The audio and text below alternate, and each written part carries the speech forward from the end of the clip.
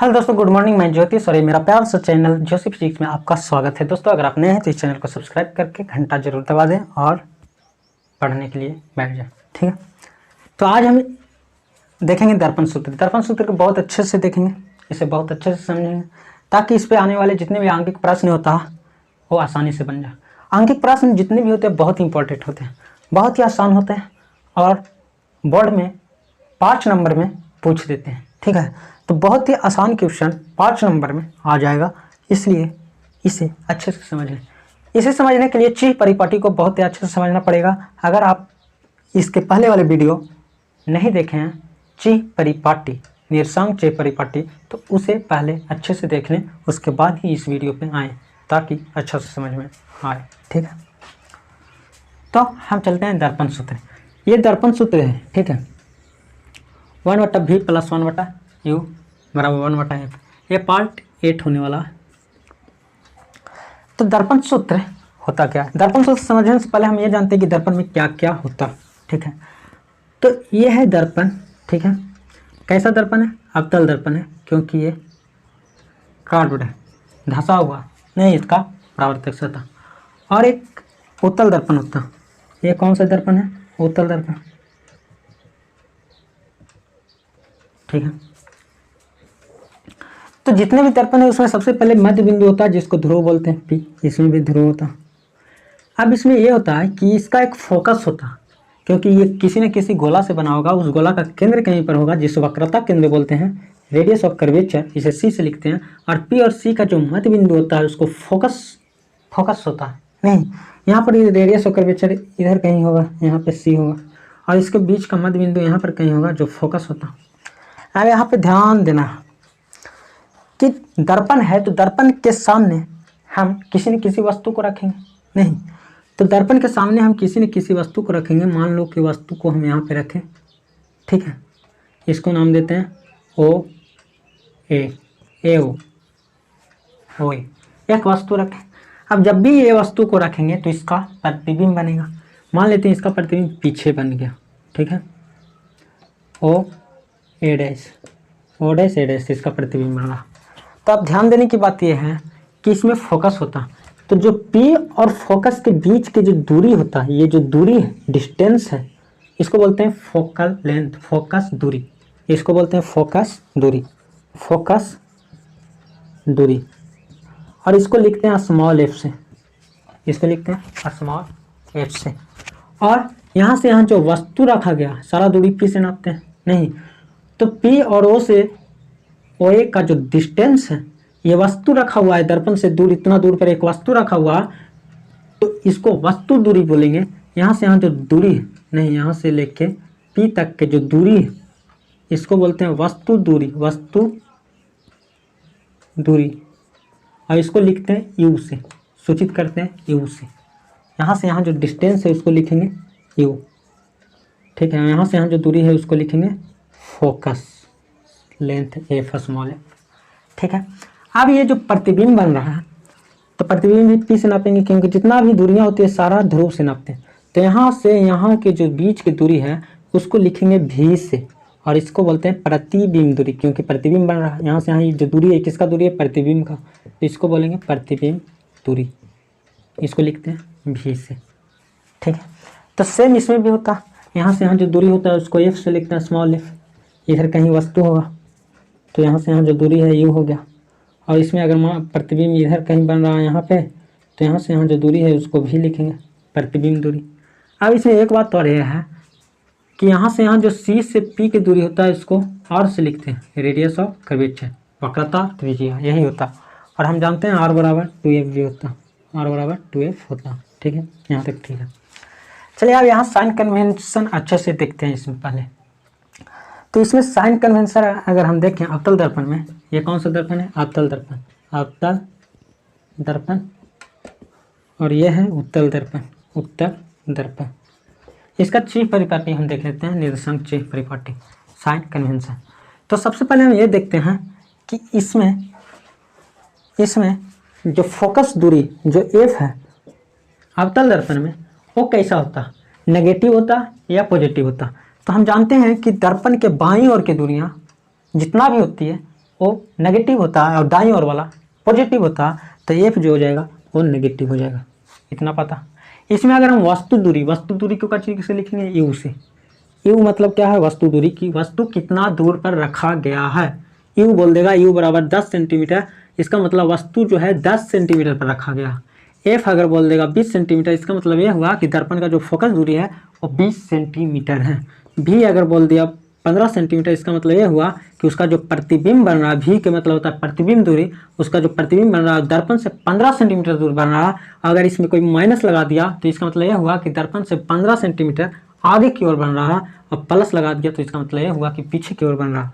तो यू जो है, यू वस्तु दूरी होता है, और वस्तु है जो दर्पण से बाईं ओर है, बाईं ओर, तो बाईं ओर वाला काची होता है माइनस में। यानी वस्तु जब भी रखेंगे तो दर्पण के तो बाईं ओर रखेंगे। इसका मतलब हम एक बात याद रख सकते हैं कि वस्तु दूरी जो यू होता वो हमेशा माइनस में ही रहता, क्योंकि वस्तु जब भी रखेंगे तो दर्पण के आगे ही नहीं रखेंगे। अब इसमें जो भी है, तो भी आगे भी बन सकता है और पीछे भी बन सकता है। जब पीछे बनेगा तो प्लस में होगा, और जब आगे बनेगा तो माइनस में होगा। तो यहाँ पे अवतल दर्पण में जो भी अभी बन रहा है वो दर्पण के पीछे बन रहा है, इसलिए ये पॉजिटिव हो गया। लेकिन ये नेगेटिव और पॉजिटिव दोनों हो सकता है। अवतल दर्पण में नेगेटिव और पॉजिटिव दोनों हो सकता है। अगर दर्पण के आगे बना तो नेगेटिव होगा और पीछे बना तो पॉजिटिव होगा। ठीक है, अब यहाँ उत्तल दर्पण में चलते हैं। तो उत्तल दर्पण में जो एफ होता है, उत्तल दर्पण में जो एफ होता है वो कैसा होगा, तो दर्पण के दाईं साइड बन रहा तो पॉजिटिव होगा, नहीं कैसा होगा, पॉजिटिव होगा।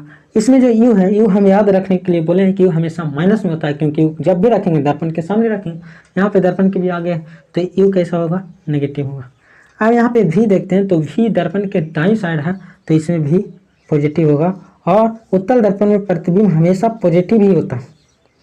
क्यों, क्योंकि उत्तल दर्पण में जितने भी प्रतिबिंब बनता है दर्पण के पीछे ही बनता है, आगे नहीं बनता, तो इसमें नेगेटिव होने की कोई चांस नहीं है। इसमें जब भी बनेगा तो ऊपर ही पॉजिटिव ही रहेगा। तो हमें समझ में आ गया यू यू भी एफ, साइन कन्वेंशन अच्छे तरह से। तो अब आगे क्या करते हैं, ये एक फार्मूला है दर्पण सूत्र का, इस फार्मूला को याद रख लें। 1/v + 1/u बराबर 1/f होता है। ये फार्मूलों को अच्छे से याद रख लेना और ये साइन कन्वेंशन अच्छे से समझ। हेलो दोस्तों, तो चलिए ये प्यारे से क्वेश्चन को सॉल्व करते हैं। ये क्वेश्चन बहुत ही इंपॉर्टेंट होता है, ठीक है। ये छोटा छोटा क्वेश्चन रहता है, कभी 5 नंबर में 5 मार्क्स में आ जाता है, तो कभी 2 मार्क्स में आते रहता है, ठीक है। तो चलिए इसे हम सॉल्व करते हैं। सबसे पहले लिखेंगे सोल्यूशन, ठीक है। तो यहाँ हुआ क्या, देखिए बोला है कि 15 सेंटीमीटर फोकस दूरी के एक अवतल दर्पण से, एक अवतल दर्पण है, कैसा दर्पण है, एक अवतल दर्पण है। एक अवतल दर्पण है जिसमें फोकस होता है और सी होता है, ये तो हमें पता। तो ये जो फोकस दूरी है, यहाँ से यहाँ जो फोकस दूरी है वो 15 सेंटीमीटर, 15 सेंटीमीटर। इसका मतलब दे दिया ए बराबर कितना दे दिया, 15 सेंटीमीटर। अब इसको सिंपल सीधे डायरेक्ट 15 सेंटीमीटर नहीं लिख देंगे, हम इसको साइन के साथ लिखेंगे। ये बोला है अवतल दर्पण है, तो अवतल दर्पण तो हम जानते हैं कि अवतल दर्पण में जो फोकस होता है बाईं साइड होता है, तो बाईं साइड है, इसलिए इसको हम किस तरफ लिखेंगे, प्लस में या माइनस में, तो माइनस में लिखेंगे, -50 सेंटीमीटर। आगे बोला कि अवतल दर्पण से 60 सेंटीमीटर पर रखी गई एक वस्तु के प्रतिबिंब की स्थिति बताएं। तो यहाँ से 60 सेंटीमीटर दूर है, कहाँ पर होगा वो हमें नहीं पता। मान लेते हैं 15 सेंटीमीटर से 60 सेंटीमीटर दूर, यहाँ से यहाँ जो कितना दूरी है, 60 सेंटीमीटर। 60 सेंटीमीटर पर एक वस्तु रखा हुआ, एक वस्तु। तो जो वस्तु रखा हुआ है जितना दूर वो हो गया वस्तु दूरी, और वस्तु दूरी को हम लिखते हैं यू से। तो यू बराबर दे दिया है कितना, 60 सेंटीमीटर। अब ये 60 सेंटीमीटर को प्लस में लिखेंगे कि माइनस में, ये लिखना बहुत जरूरी है। तो माइनस में लिखेंगे क्योंकि वस्तु बाईं साइड है, तो बाईं साइड वाला माइनस में लिखेंगे। अब बोल रहा है कि प्रतिबिंब की स्थिति बताएं कि प्रतिबिंब कहाँ पे बन रहा। तो प्रतिबिंब कहाँ पे बन रहा है, मतलब भी निकालना है, भी बराबर व्हाट। अब यहाँ पर देखिए ध्यान से कि एफ दे दिया, यू दे दिया, हमें भी निकालना है, तो दर्पण सूत्र लगाएंगे, दर्पण सूत्र से, दर्पण सूत्र। तो दर्पण सूत्र का जो है 1/v + 1/u बराबर 1/f होता है, ये हमें पता। इसमें भी यू पता है नहीं, एफ यू पता है, भी निकालना। तो 1/v को रहने देते हैं, 1/u, यू कितना दिया हुआ, तो -60 बराबर 1/f, एफ है -50। अब ये माइनस प्लस माइनस हो जाएगा, और ये वो साइड अगर भेजेंगे तो माइनस है तो प्लस में चला जाएगा, तो 1/v बराबर हो जाएगा 1/-50। ये माइनस उधर जाके +1/60 हो जाएगा। अगर इसको हम एलसीएम लें तो 60 आएगा। तो 15 चौको 60 होता है, 1 चौको 4 -4 हो जाएगा, प्लस 1 हो जाएगा, 1/v बराबर। अगर यहाँ पर देखें तो 1/v बराबर आता है 4 में से 1 गया -3/60। अगर इसे काट करते हैं तो 20 बार में कट जाएगा, मतलब 1/v इज इक्वल टू -1/20।